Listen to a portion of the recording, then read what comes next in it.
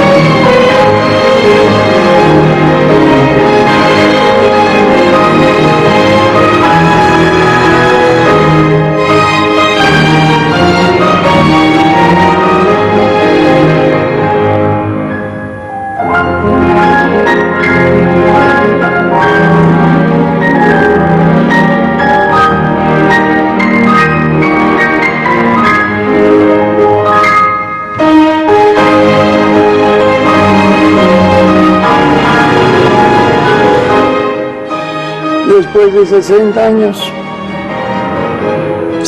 años el próximo 25 de noviembre, que tuve que esperar para volver a abordar el yate Granma. Estoy en el yate Granma, no hay otro. Estoy en el yate Granma. Yo soy Antonio del Conde. Fidel en la clandestinidad me puso de sobrenombre El Cuate.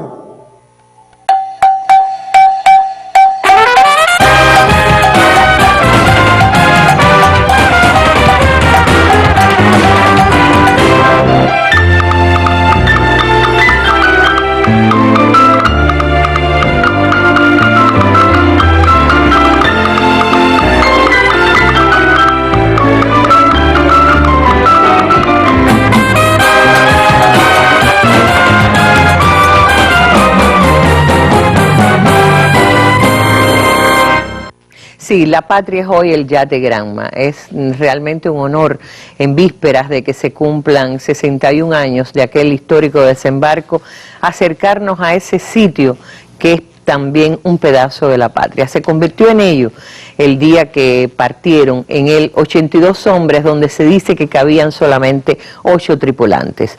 82 hombres porque no vino ninguna mujer, y de eso también vamos a hablar hoy. Esto que vieron al principio es parte de un documental, una serie documental que coproduce la Mesa Redonda con el canal árabe Al Mayadin sobre la historia de Cuba, el enigma de Cuba, que nos permitió acercarnos a las playas Las Coloradas y a ese mangle que parecía intransitable todavía hoy, tantos años después. Nos van a acompañar a acercarnos a la historia del yate Granma, El Cuate, Antonio del Conde, el dueño original del yate, a quien entrevistamos hace muy pocos días en la cubierta del yate, como él decía, 61 años después, aunque él dice 60, de que lo hubiera montado por última vez. Y están aquí con nosotros José Andrés Pérez Quintana, es el director del Museo de la Revolución de nuestro país, que atesora en una urna al yate Granma, y es uno de los expertos, de las personas que más conoce sobre su historia, y al fotógrafo Perfecto Romero, Premio Nacional de Periodismo José Martí, y posiblemente el único hombre o el primer hombre que retrató al yate Granma cuando hizo su segunda travesía en la bahía de La Habana, y a bordo de él el comandante en jefe Fidel Castro, que recién había entrado victorioso a La Habana. Pero yo quiero que comencemos con esta entrevista exclusiva que nos concediera el Cuate, como les decía, hace solo días aquí en La Habana, en la proa del yate Granma. Cómo nos hizo la historia, le preguntamos si puede contarnos un poquito. Mira que la ha hecho veces esta historia, pero siempre la cuenta, siendo la misma, la cuenta de manera diferente. Aquí tienen el testimonio del Cuate. Que platique yo de lo que es el Granma para mí. 60 años, ni siquiera 60 horas serían suficientes para hablar del yate Granma. Pero resumiendo, un día visitando Tuxpan, probando unas armas, vio el yate Fidel, y después de un año de estar colaborando con él, ya me conocía y ya era yo parte del grupo de expedicionarios. Simplemente y llanamente me pidió el yate. Me dijo, si usted me arregla ese yate, en ese yate no voy a Cuba. Debo declarar que yo compré el yate fondeado en los bajos de Tuxpan, inundado, lleno de basura, prácticamente inservible porque hasta la quilla tuve que mandar cambiar. La quilla de una sola pieza, 60 pies, 61 pies. Ya saben que tiene que ser de una sola pieza la quilla. Estaba yo precisamente revisando que la quilla fuera de una sola pieza y Fidel me pregunta, ¿y ese barco? Le dije, señor, es un barco que compré en abonos, que lo estoy arreglando, está inservible, hasta la quilla tuve que mandar cambiar, pero lo pienso arreglar poco a poco. Y sin más ni más me dices, como ya dije, si usted me arregla ese barco, en ese barco me voy a Cuba. Me incorporo y le digo, señor, el barco no sirve, está inservible. No tiene motores, está todo inundado, no sirve, está todo tiene vías, hay que calafatearlo, no sirve. Y me repitió más despacio, si usted me arregla ese barco, en ese barco me voy a Cuba. Con 2 veces que me dijo, fue suficiente, acaté la orden. No volví a hablar, nos subimos al coche, nos regresamos a México, se bajó Fidel, Chuchu iba con nosotros, él manejó parte del camino y me regresé inmediatamente a Tuxpan y con el pretexto de que se avecinaba la zona de mal tiempo del norte de temporal, junté una cuadrilla de carpinteros, calafateros, limpiadores y empecé a trabajar en grupo con urgencia para sacar el barco antes de que empezaran los ciclones. Empecé a arreglar el barco de quilla a proa y a popa. Todo se arregló. Se cambiaron, como ya dije, vías, tablas, se calafateó entre tabla y tabla, se encaja coco, fibra de coco, se pintó, saqué los motores, los llevé a México, a la planta de la General Motors, se hizo una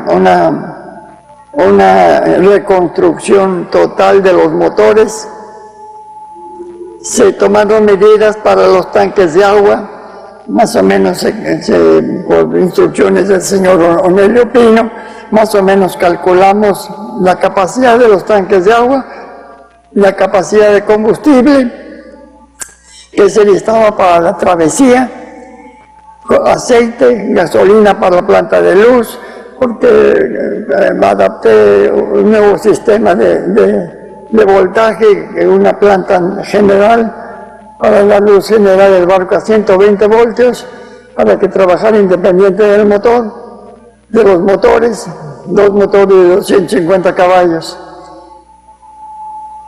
En fin, sobre todo se sacó mucho lastre y mucha basura, hasta ropa vieja y cantidad de cosas se desecharon. Trabajamos incansablemente hasta que logré que el barco estuviera listo y con la ayuda del mecánico lo saqué al agua. Lo boté, como se dice en términos marinos.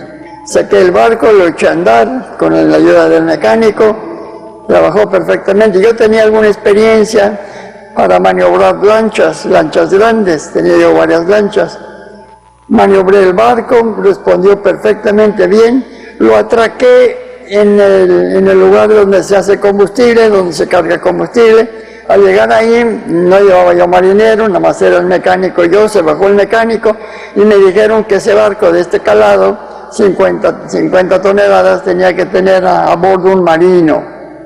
Ahí mismo contraté a un pintor que se había portado bien, lo contraté y lo nombré marinero de mi yate y maniobré un poco para cerciorarme de que los controles, el timón, en fin, todo funcionara. Dejé el barco precisamente en donde estaba el muelle de Petróleos Mexicanos, que fue donde cabía combustible, con el marinero encargado, aseguré los motores y me fui rápidamente a México a avisarle a Fidel que el barco estaba ya flotando, que estaba navegando.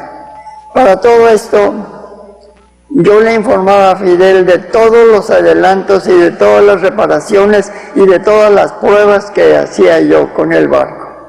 Todo. Siempre lo tuve al tanto de todo.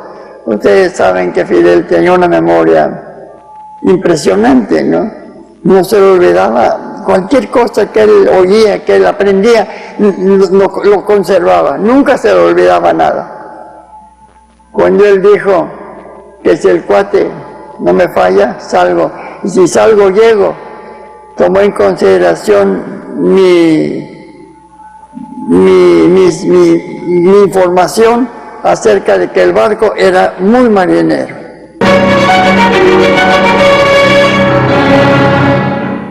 Muy marinero este barco, pero realmente se les pusieron exigencias fuertes porque se dice que era un barco para 8 tripulantes y montaron 82 hombres. Yo quiero llamar la atención antes de darle la palabra a José que se ve al cuate con unos zapatos de tela verde, que eso es para preservar el cuidado de evitar los hongos por la restauración que se le hizo al Granma. Este es el yate original, recién restaurado hace muy poco tiempo, y además el hecho de que subió con 91 años las escalerillas verticales del Granma, que fue impresionante, dice que no había vuelto a subirlo desde que lo despidió en Tuxpan. Pero vamos a hacer un poquito la historia antes, José. El Granma creo que estuvo fondeado en La Habana antes de que fuera el Granma, ¿no? Sí. Antes de que fuera el yate de... Buenas noches, Arlene, buenas noches a los televidentes. Sí, efectivamente, hay un apunte curioso. El Granma está en La Habana en mayo del 50 y en febrero del 51, antes de ser adquirido por los revolucionarios, por el cuate. Sí, y luego venir con la... Realmente el cuate lo adquiere como un yate de recreo, lo tenía una pareja anteriormente, nos había contado él, y él lo adquiere allí pero hay primero, y él lo va a contar un poquito más adelante, lo va a explicar, se había querido comprar otra embarcación para que vinieran los expedicionarios y no fue posible importarla hacia México y por eso Fidel le pide, aquí está una foto original de la época, ¿no? Aquí está del yate Granma. Cuéntenos, Pepe. Bueno, sí, efectivamente, hay varios intentos de maneras de llegar a Cuba. Y hay un intento anterior que preveía comprar otra embarcación. Pero un día, lo cuenta el cuate, se encuentran al yate anclado en Tuxpan y entonces ya viene la decisión y la cooperación y la decisión de echarlo a navegar. El cuate es en eso un elemento decisivo, sin lugar a dudas. Fundamental. Ahora, ellos vienen en el yate queda varado en Las Coloradas. ¿Y qué pasa con el yate Granma después de eso? Bueno, la travesía del Granma es la travesía del siglo. Y la llegada fue también bastante difícil como es conocido. Allí queda varado. Yo creo que todos sabemos que tanto la preparación de la expedición como el propio rumbo de la travesía era seguido por los órganos, por los servicios de inteligencia del ejército. Horas después del desembarco, el yate es ocupado ya por el ejército, es saqueado, maltratado incluso en su estructura, y vendrán en las horas posteriores la decisión de hacer recalos en Niquero y Manzanillo. El Granma casi subrepticiamente entra a la Bahía de La Habana el 20 de diciembre de 1956. Y Arlene, aquí suceden las cosas que a veces no son previsibles. El hombre que es designado para su custodia, Rolando Novoa Pantoja, era un hombre que en su infancia había sido compañero de crianza, amigo de alguien que era miembro de la expedición. ¿Y timonel? Y timonel del Granma, Norberto Collado Abreu, que también es una persona que tiene un papel importante en el devenir del Granma, ¿no? Y Pantoja, que así lo llamaban, preserva el Granma. Esa relación de amistad decidió su empeño de conservar el Granma. Él sabía que Collado había venido en la expedición. Sí, estaba al tanto. Incluso hubo comunicación entre la familia de Collado y él. Pantoja se propuso que... Ahí estamos viendo a Collado. Que el Granma fuera preservado. Exacto. Incluso hay anécdotas referidas por el propio Pantoja acerca de intentos de compra de yate por personeros del régimen. Como yate de recreo. Así mismo. Y siempre él mantuvo el criterio que estaba desactivado. Es decir, eludió... Que no podía navegar. Así mismo, eludió con esto la posibilidad de que pudiera ser adquirido, ¿no? El Granma en realidad no tuvo por entonces tripulación asignada, no tuvo ningún tipo de destino oficial, digamos. Algunas reparaciones, algunas modificaciones sí se le hicieron, hasta que el 20 de diciembre de 1958, ya en los momentos finales de la Guerra de Liberación, al parecer por lo tenso, lo complicado de la situación política, es enviado a la isla de Pinos a cumplir misiones de patrullaje. Allí lo sorprende el triunfo de la revolución. Triunfa la revolución. Yo debo apuntarle a los televidentes que Collado estaba detenido, estaba preso, encarcelado en el presidio Modelo de la isla, y ya liberado, había ocurrido el triunfo histórico de enero del 59, se presenta ante Camilo, y es Camilo quien le ordena que localice el Granma. Collado desde entonces se dedica con todo empeño al cuidado y al sostenimiento del Granma, y lo localiza.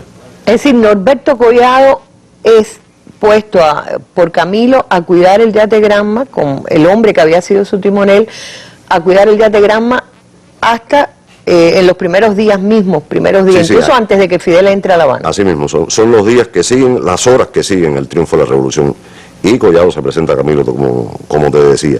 De inmediato cumple la orden, y el 8 de enero de 1959, cuando la caravana de la Victoria arriba a La Habana, está el Granma en el varadero frente al Estado Mayor de la Marina. Allí está Collado, hay un grupo de marineros, Esta foto que estamos viendo. Así mismo es. Esta es de la foto tomada por Perfecto. No, esta no. Pero sí corresponde al yate original y al momento en que se monta Fidel. Bueno, después vamos a hablar con Perfecto sobre eso. Bueno, ahí hace la caravana de la Victoria una de las paradas en la capital. Y Fidel sube al Granma. Yo creo que es un momento importante, es un momento que se convierte en símbolo, ¿no? A mí me gustaría, y no quiero improvisar, quiero leer las frases o las palabras que Fidel, parte de las palabras que Fidel dirigió a quienes lo rodeaban.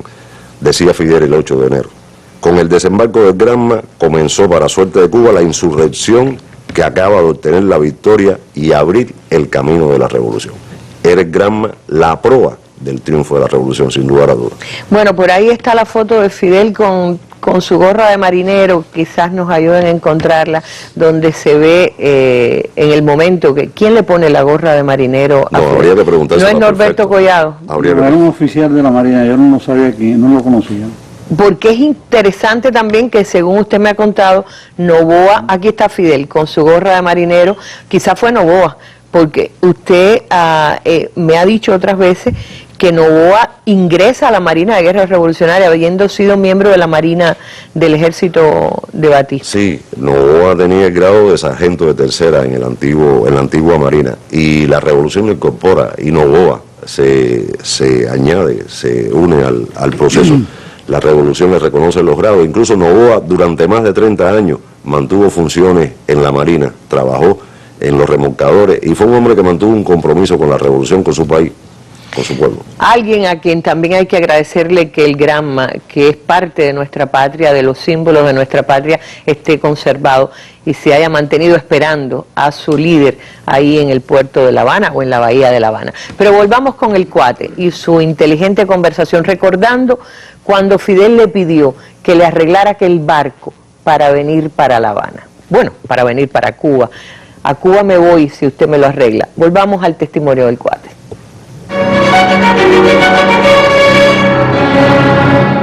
Esto sucedió a mediados de 1956. Para esto, déjenme informarles que ya habíamos intentado comprar un barco en Estados Unidos, una lancha torpedera. Pedían $20,000 por ella. Le di como garantía un depósito de $10,000 y me regresé, firmé un contrato, me regresé, le di toda la información a Fidel y entonces él asignó al señor Pino a que fuera a recoger la lancha torpedera. No sé qué pasó, que los americanos no dejaron que la importáramos, no la exportaron y se quedaron con los $10,000, se quedaron con el dinero. Entonces Fidel, a mediados del 56, es histórico, que él decía que sería héroe o mártir en 1956. Entonces ve el Granma Fidel y realmente con la experiencia que tenía de Cabo Confite y del Bogotazo, con la experiencia que tenía en transporte, en barcos, etcétera, ustedes saben que él participó en esas dos expediciones. Él hizo un cálculo con su capacidad, hizo un cálculo de lo que cabría en el yate Granma. Las armas, por supuesto, las municiones, por supuesto, la ropa, las botas, un poco de comida. Y aquí en la proa,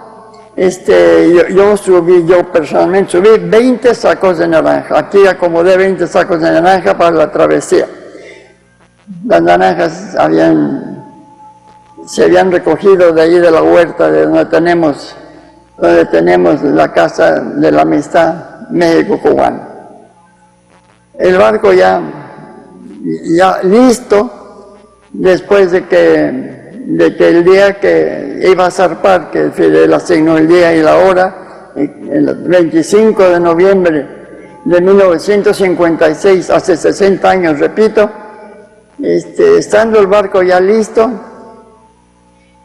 y yo no estando presente en la tarde-noche, porque estaba yo tratando de conseguir la autorización, el famoso pasavante, llego al barco, llego al yate, y había un poco de confusión, porque realmente la persona encargada era yo. Chuchú también me iba a ayudar, pero Chuchú estaba en las máquinas. Entonces me tocó a mí asignar el lugar, el espacio de 76 personas, 4 en el puente, el señor Pino, Roque, Collado y Pichirilo. Chuchú abajo, 81 personas. Y Fidel estaba esperando en la esquina que yo le avisara que estaba todo listo, que ya había llegado con el permiso, que me había dilatado, estaba lloviendo inclusive, que me había dilatado porque no me daban el permiso para navegar, pero estaba esperando en la esquina que yo le avisara que fuera por él. En total yo acomodé a 76 personas, repito. No me pregunten cómo. Lo que sí les puedo decir, que yo asignaba a una persona y le decía, señor, no se pare usted, no fume, no hable, no prenda luz y no se mueva de su lugar. Así los acomodé alrededor. Vi mi camarote, el camarote de atrás, y las dos camitas que hay, era una cama matrimonial, se conoce que la dividieron, no sé, para que él se visitara y tuvieran acceso, pero en mi camarote había una cama matrimonial. Lo demás hay uno que otro mueble que yo quité para ganar espacio, pero el barco está en perfectas condiciones, tal cual como salió hace 60 años, perfectamente conservado, perfectamente cuidado, y que sigue navegando. Así lo dice Raúl, que el barco sigue navegando y está en condiciones de navegar. Perfecto Romero, fotógrafo que además acompañó a las Columnas Rebeldes, que es uno de los fotógrafos cubanos que mayores archivos tiene de la historia de la revolución. Estaba presente cuando Fidel y otros compañeros montan y le dan la vuelta en la bahía sobre el Granma. Quiero aclarar, porque ahí se habla mucho, habla de Chuchú, y es Chuchú Reyes, que se hizo maquinista, se improvisó maquinista cuando el yate Granma. Pero quisiera recordar, perfecto, aquel momento en que Fidel y sus compañeros suben y dan la vuelta en la bahía. No dieron la vuelta. ¿No dieron? ¿Cómo fue? No se movió de ahí. Se quedó en un solo lugar. Sí, allí amarrado al muelle. Ellos subieron, conversaron, él le pusieron la gorra de marinero, conversó con todos los marineros aquellos que habían alrededor de 50 o 60 arriba del yate, porque iba Camilo, iba Celia, pero ellos se quedaron abajo, no subieron ahí en el muellecito. ¿De dónde usted toma esa foto? Esa foto, vamos en un barquito de la Marina y nos lleva frente a la cabaña, pero cerca del mar. Cuando él pasa, le hicimos la foto. Iba un fotógrafo de la Marina y yo, que estábamos esperando allí temprano. Lo llevan, lo atracan y al poquito rato entra la caravana de Fidel, que venían por la carretera central, entraron por la avenida del puerto y suben enseguida. Fidel muy animoso, subió y estaba muy contento allí, y toda aquella gente conversando con él, y él hablando, y yo figuro que yo estaba tirando fotos porque no era fácil para mí. Era mi primer encuentro con Fidel, no lo conocía tal vez por alguna foto o algo, pero no lo conocía personalmente. Porque usted venía en la columna de Camilo. Yo venía en la columna del Che. Yo estaba en la cabaña. Yo en ese momento estaba todavía en la cabaña. Pero la decisión de que el Granma espere a Fidel, que Fidel se monte sobre el Granma aquel mismo 8 de enero, es una sorpresa de Camilo. Seguro, porque Camilo estaba allí, ya venía desde el Cotorro, con Fidel para La Habana. Y bueno, él parece que no quiso subir con toda esa cantidad de gente porque era demasiado. Pero fue muy bonito aquello, porque reencontrarse con el Granma en aquel momento, para él fue una cosa tremenda, que lo disfrutó mucho. Tú sabes que la Marina tuvo una posición bastante buena, a pesar que algunos marineros después desertaron, pero bueno, la mayoría se mantuvo. Bueno, la Marina, sí. Incluso una parte de la Marina se revela el 5 de septiembre del 57. Y fueron muchos, estaban presos en la cabaña, muchos de ellos, allá en el Repino. Y tuvieron, bueno. ¿Usted volvería a retratar el Granma después, muchos años después? ¿Lo volvió a retratar? No, lo retraté en el río Mendares, porque lo tuvieron exhibiendo allí un tiempo, no sé cuántos meses. Que la población incluso... Que estaba el papá de Almeida al frente del Granma, cuidándolo, atendiendo. El padre de Almeida. De Almeida. Ahí fue donde yo lo conocí. Y le tiré fotos allí, pero fue ya tal vez en los años 60 y pico, por ahí 65 o más.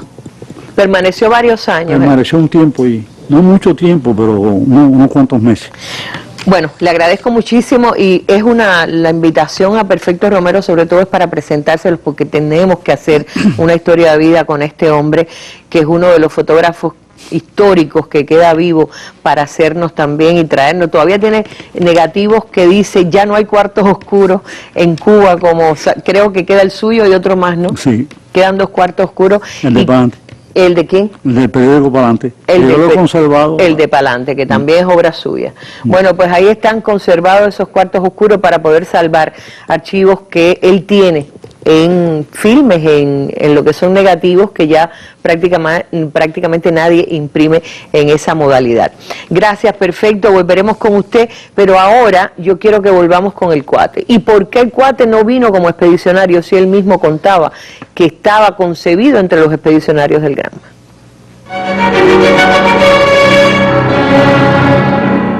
Tengo que aclarar, debo de aclarar que hace un año se cumplieron 60 años, es que hace 61 años que partió el yate Granma, ahí cometí un pequeño error. Para mí esta visita detallada del yate Granma es muy difícil transmitir lo que siento por el yate. Realmente,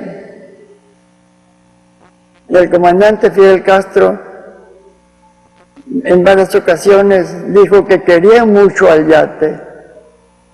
Vivió 8 días y dependió del yate su vida. El yate no podía fallar. Él sabía que no fallaba, él tenía la confianza. Yo estaba seguro que el yate no fallaba. Como dije, lo probé y lo volví a probar. Y le tenía yo mucha confianza, mucho cariño. Prácticamente yo lo reparé. Yo no hice nada. Pero yo dirigí los pintores, dejé los carpinteros, dejé los calafateadores, ayudé a los motores. Yo no hice nada realmente con las manos. Pero sí, yo siento que yo lo reparé. Yo siento que yo hice navegar el yate Granma.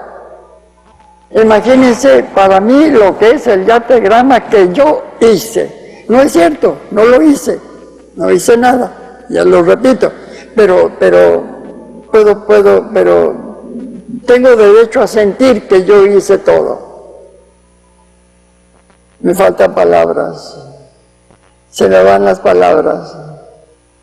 Fidel me dijo que saliendo el yate yo me escondiera, que nadie me conociera, que siguiera yo el yate por tierra, porque un embrague está fallando y que si fallaba el otro embrague tendría que abandonar el barco, que lo siguiera yo más o menos por tierra. Yo me grabé en la mente que iba yo a seguir la ruta del yate Granma, que el yate Granma no iba a fallar, que no iba a fallar el otro embrague, que el yate Granma seguiría navegando. Y con la idea, convencido de que el yate navegaría, yo seguí el yate por tierra. Indudablemente que no lloré porque uno no llora así muy fácilmente, pero sí fue muy emocionante cuando el yate dio la vuelta en los bajos de Tuxpan. El yate estaba acá, los bajos están allá, el yate dio la vuelta para coger el río Pantepec. Cuando lo dejé de ver, que se iba por acá, estaba, por cierto, recuerdo que cuando subió Fidel al barco por un tablón, yo me metí al agua para sentir que el yate se navegaba solito, así como que lo quise empujar. Me salí del agua y esperé que el yate diera la vuelta. Cuando vi que el yate ya no lo vi, cuando me di cuenta que el yate ya no lo vi, sí sentí feo. Sí sentí feo. como quiera había yo vivido en el yate varios meses prácticamente, ¿no? Arreglándolo, probándolo, lo que fuera. Pero sí sentí feo. Sí, el yate era mío. Y yo lo arreglé con esa intención, con ese fin de irme en él. Fidel siempre dijo que yo me iría, que yo, en el barco, que yo era autoexpedicionario. 15 días antes se reunió Fidel, me llamó y me dijo que yo no iría en el yate, que él iba yo a ser más útil fuera de Cuba que otro soldado en la sierra. Ya hace 60 años yo hubiera sido un buen soldado. Me imaginen 60 años menos y experto en armas, pues si hubiera sido, sí, pero pensándolo, recapacitando, yo no estaba preparado políticamente, estaba yo preparado físicamente, indiscutiblemente, estaba yo en condiciones físicas, imagínense, dedicado al deporte, dedicado al uso de armas. Y sí sabía, hubiera yo servido, pero políticamente no estaba ya preparado. Y todos los compañeros expedicionarios habían tenido una educación férrea, impuesta por Fidel. Fidel, cuando se trataba una meta, lo hacía convencido, y lo convence, a las piedras las convence Fidel, las convencía Fidel. Estábamos convencidos de la ideología, de las metas de Fidel. Yo hubiera venido en el yate, pero Fidel me ordenó que iba yo a ser más útil fuera de Cuba, yo solo en la sierra. Sí me afectó, pero me tenían que superar. Tenía que seguir al barco, al yate por tierra, hasta Isla Mujeres, y esperar que Fran País empezara la guerra en Santiago de Cuba, que eso sería la indicación que el yate ya había llegado. Me fui a Isla Mujeres, esperé 2 días, no me acuerdo, y oí en un radio, Isla Mujeres está muy cerca de Cuba. Oí que Fran País ya había empezado la lucha armada en Santiago, y fue tal la emoción de que el yate había cumplido.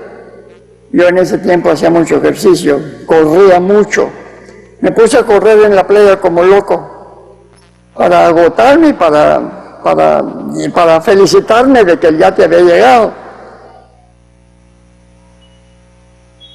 El yate llegó. Y Fidel cumplió, acuérdense que iba a ser héroe o mártir. Yo aporté un pedacito para que el barco llegara, y Fidel fue héroe, y fue siempre héroe, y será siempre héroe. Y lo tendremos siempre como un modelo. Bueno, ahí están escuchando ustedes el testimonio de un hombre que pudo ser expedicionario y no fue, pero no fue el único. ¿Por qué muchas personas se han preguntado en el Granma no vinieron mujeres? Si incluso en el asalto al Moncada las hubo. El testimonio de Melba Hernández, junto con el de Fidel a Santiago Álvarez para el documental trascendental que es La Guerra Necesaria, es lo que les ofrecemos ver a continuación. Está presentado el testimonio de Melba por Faustino Pérez y René Rodríguez, quienes dan también su testimonio en este documental y nos recuerdan algunos detalles importantísimos de por qué no vinieron mujeres y de algunos que no pudieron subirse al Granma.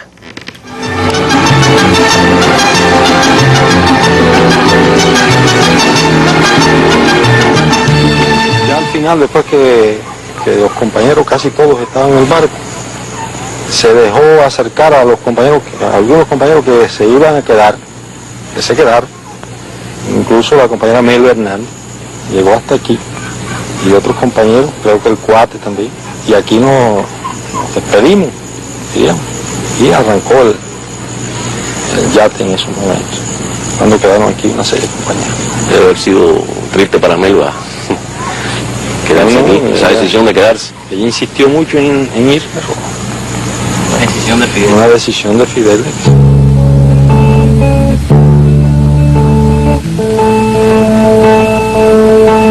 Me había preparado, me había entrenado, tenía todo mi equipo para la expedición. Se me había convencido de que el barco no tenía condiciones para traer a una mujer. Cuando lo vi, me fue muy fácil entender que era imposible que viniera. Y además, reitero, no entendía que pudieran venir tantos muchachos en el Granma. Al contestarnos Fidel, aceptamos, sin dudar, que venían cerca de 90 jóvenes en el barco. Sin embargo, Fidel nos habló con mucho optimismo. Nos dijo, no importa que seamos 90, no importa las dificultades que tiene el yate. Tú sabes que tenemos problemas con los motores, tú sabes que tenemos grandes problemas, pero el yate llega. El Granma llega a las costas de Cuba.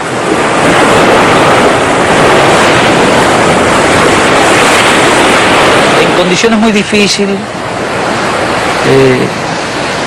perseguidos internamente en México, puesto que lógicamente nuestras actividades, en cierta forma, aunque no se dirigían contra el Estado mexicano, violaban las leyes mexicanas. En condiciones muy difíciles tuvimos que organizar a los hombres, entrenarlos, buscar los medios para venir a Cuba y preparar la expedición. Cuando salimos nos estaba buscando la policía de México, a todos. Incluso perdimos una parte de las armas que traíamos.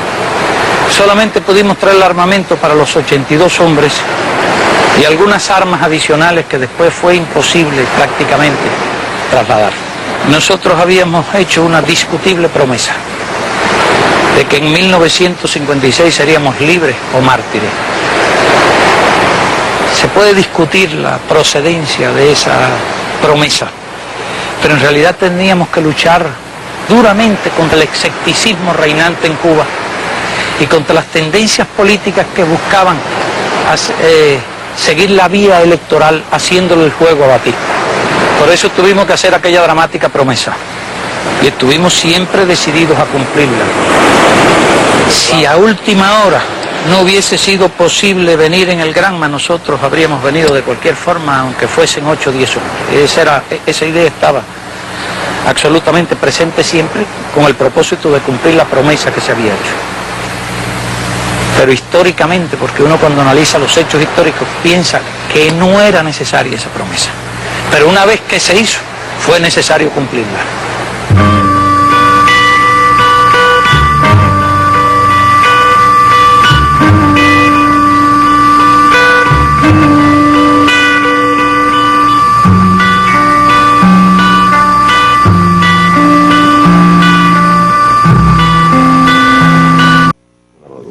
Nunca agradeceremos bastante ese documental La Guerra Necesaria de Santiago Álvarez, que es quien conversa con Fidel a los pies del monumento en Playita, donde Fidel hace esta revelación. Ahora, quiero que me cuente, José, vimos saliendo al yate de un hangar. ¿Dónde es eso? Sale de ahí directo para la urna donde se conserva hoy.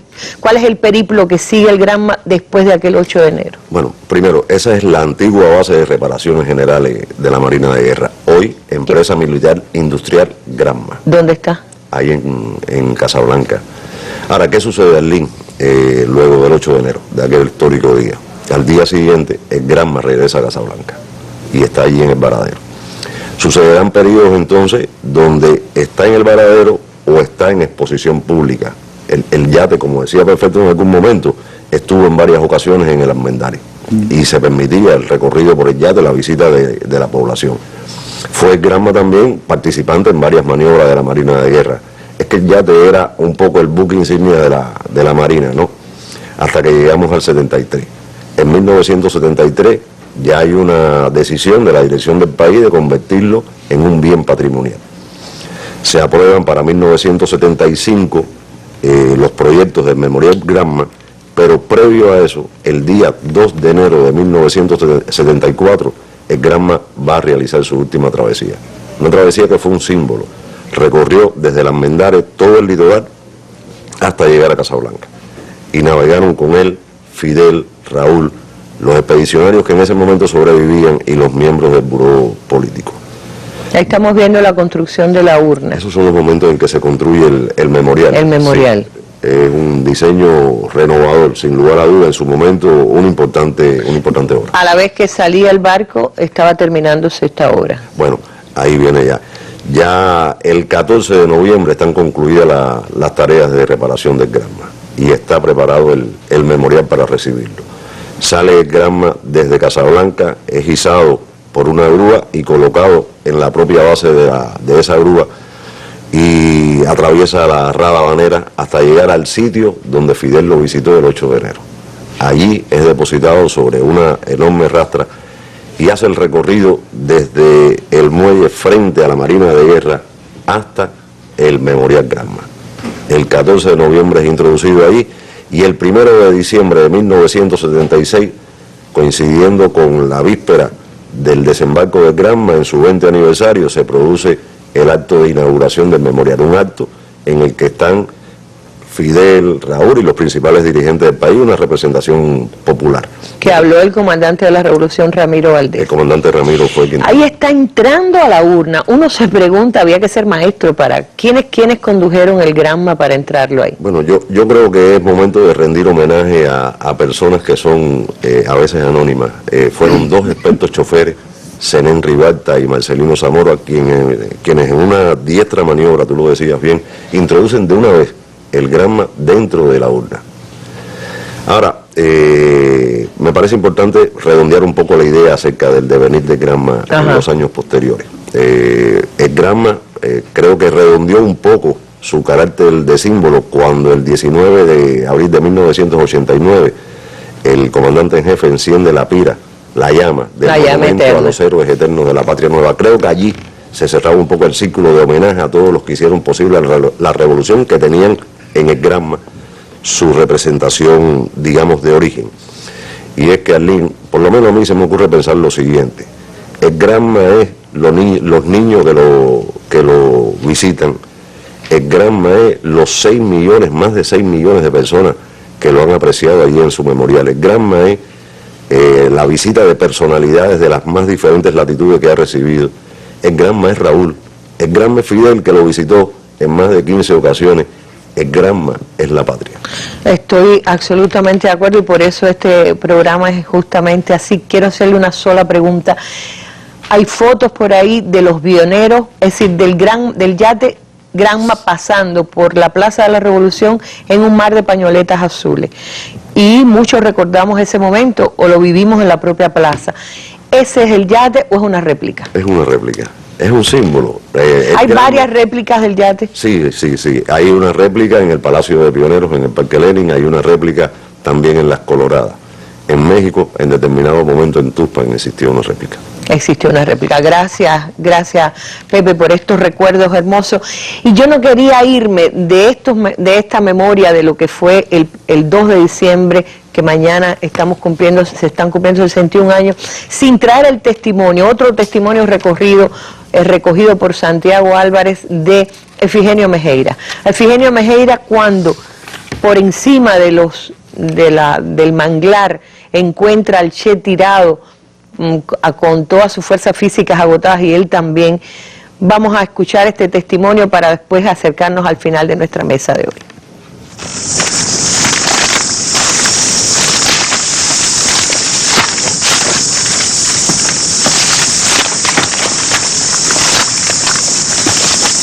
En aquellos momentos el Che no era el Che todavía. Yo lo conocí en el mismo barco y era el médico argentino que nos daba pastillitas para el mareo y algunas medicinas y eso. Entonces yo venía avanzando, ya yo habría caminado cerca de 1 kilómetro y ya estaba llegando hacía rato ya que había perdido mi fuerza física, pero estaba llegando también ya a la mitad de las fuerzas morales, si es que tienen alguna distancia. El problema es que yo vi al médico argentino lo vi tirado en el suelo en muy malas condiciones, como si estuviera ahogándose, en unas condiciones. Yo no sabía tampoco que era asmático cuando eso. Es decir, en aquel momento no teníamos para valorarlo, ni lo estábamos valorando por el tremendo guerrillero que fue después, el tremendo luchador y el tremendo revolucionario y el compañero asmático que se anteponía a sus defectos físicos. En aquel momento no era así, lo vi tirado allí en aquella mala condición y yo pensé que aquel ahogo era producto del cansancio. Como yo estaba en muy malas condiciones, me dejé caer pesadamente de espalda así, en dos mangles que habían junto a él, me dejé caer así sin quitarme la mochila, me dejé caer así como se desmadeja uno, de espalda completamente. Entonces me dijo, me miró así con el rostro así desencajado, ¿eh? Y me dijo, ¿vos qué tenés? Le dije, no, nada, chico, nosotros hablamos así los cubanos, ¿no? Le dijo con ese acento argentino y el vos ese. Aquello me cayó bien, ¿no? Porque siempre me ha gustado escuchar cómo hablan los argentinos y los mexicanos y eso. Pienso que a lo mejor a los mexicanos y a los argentinos les pasa lo mismo con los cubanos, nosotros también tenemos nuestra forma peculiar de hablar. No, nada, chico, ya me ve como estoy de mal. Entonces me dijo, ¿necesitas ayuda? ¿Vos querés que...?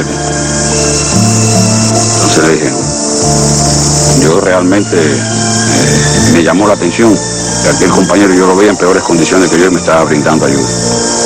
Entonces hicimos un esfuerzo allí, entre los dos nos levantamos y empezamos a avanzar.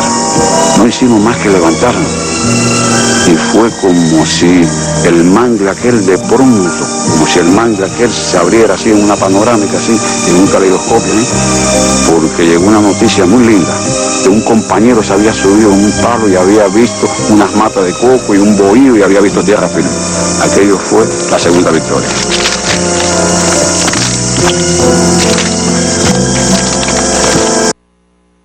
La segunda victoria, hay que ir allí a los mangles de las Coloradas para entender lo que significó salir en medio del pantano y llegar a tierra firme, y eso que decía Efigenio Mejeira, recordando que aquello fue como la segunda victoria. No queda tiempo para más, pero queda tiempo para algo de lo mejor que tenemos reservado hoy en La Patria Es. Agradezco al director del Museo de la Revolución y a nuestro Premio Nacional de Periodismo, José Martí, que me hayan acompañado a este acercamiento, y nos despedimos con dos testimonios importantísimos también. El de Juan Almeida. Estos testimonios están en La Guerra Necesaria, un documental que es más que imprescindible para la historia de Cuba. Juan Almeida y Raúl Castro recuerdan sus emociones como expedicionarios del Granma, y luego nos acercaremos al final del testimonio que nos brindó el cuate Antonio del Conde hace unos días nada más aquí en La Habana, el significado que tiene para él el 25 de noviembre, la salida del Granma, que tiene el propio yate, y el recuerdo de aquel hombre que le cambió la vida. Así nos estamos despidiendo, invitándolos a próximos encuentros en nuestra mesa redonda y saludando al acontecimiento que puso en la historia al ejército rebelde y definitivamente a la Revolución Cubana. Muy buenas tardes. Bueno, Santiago, yo era un revolucionario que estaba comprometido con mi movimiento. Habíamos salido de Isla de Pinos, continuaban las mismas situaciones por las cuales nosotros habíamos atacado en Moncada y habíamos pasado 22 meses en Isla de Pinos en presidio. Ya había salido Fidel para México y otro grupo de compañeros, Raúl y otros, y decidí unirme con mis compañeros. Arranqué en el vapor, hablé con Yeye, le dije que me facilitara la manera de obtener el pasaporte. Ya trabajaba en un bufete de José Manuel Gutiérrez. Me pidieron mi pasaporte, hice algunas incursiones para conseguir la plata para poder ir. Hablé con el viejo mío, el primero que me prestó dinero fue él, fuera, otros compañeros, y reunimos unos cuantos dólares. Recuerdo que mi pelotón fue el último en descender. El primer expedicionario en tirarse al agua fue René Rodríguez, que como era muy delgado, El agua le daba pecho y le decía a Fidel, ya de pie, se puede caminar bien. Cuando se tiró Fidel, mucho más corpulento que él, Fidel se hundió en el lodo. El único bote que teníamos se bajó para poder ayudar a llevar los pocos metros que nos separaron de la costa. Los pertrechos del personal se hundió. Y mi pelotón fue el último en bajar. Y de todos los expedicionarios, el Che y yo los últimos en abandonar el Granma, que por cierto, cuando nos bajamos por la proa, el Che y yo comentábamos que en definitiva cómo se llamaba este barco. Y no le habíamos el nombre. Y él dijo, seguramente en la popa lo tiene. Entonces yo fui caminando hasta la popa del barco para ver y vi. Y así le comuniqué el que se llama el Granma.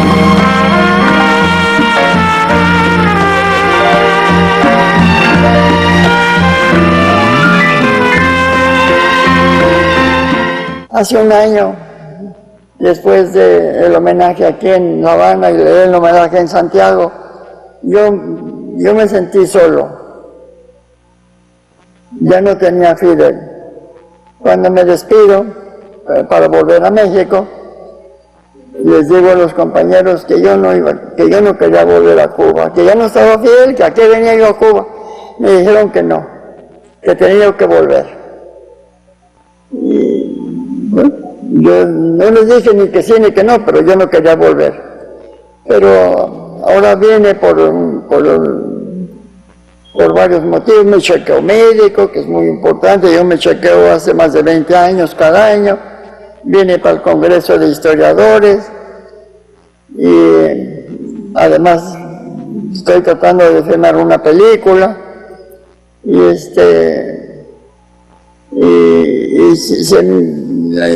Hablando del yate de los 60 años, hace un año, pues que iba a haber esta entrevista, pues entonces, no sé cómo, pero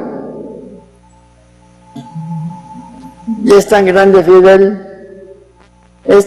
Fidel que él previó esta entrevista, él previó el día que iba a faltar.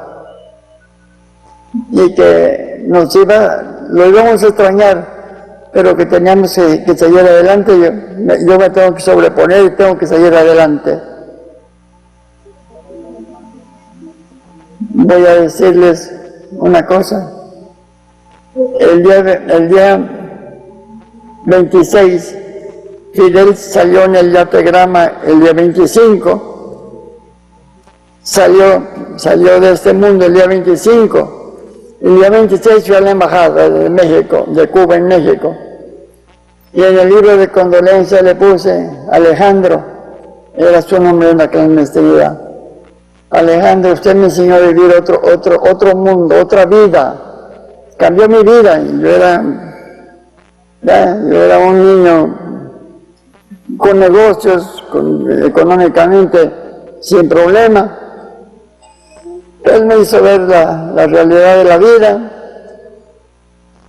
Puse en el libro de condolencias, Señor, usted me enseñó una nueva vida. Ahora enséñeme usted esta vida sin usted. Y aquí estoy practicando la vida que Fidel quiere que practique, recordándolo, respetándolo y sobre todo que se sepa. Una pequeña parte. Osmani Cienfuegos me dice que soy un pequeño eslabón de la cadena que es la revolución, un pequeñito eslabón, que la revolución es una cadena muy grande. Pues, ¿qué más quieren que les diga? Que necesitaría yo 60 horas para decirles todo lo que quisiera yo decirles. Tantos recuerdos.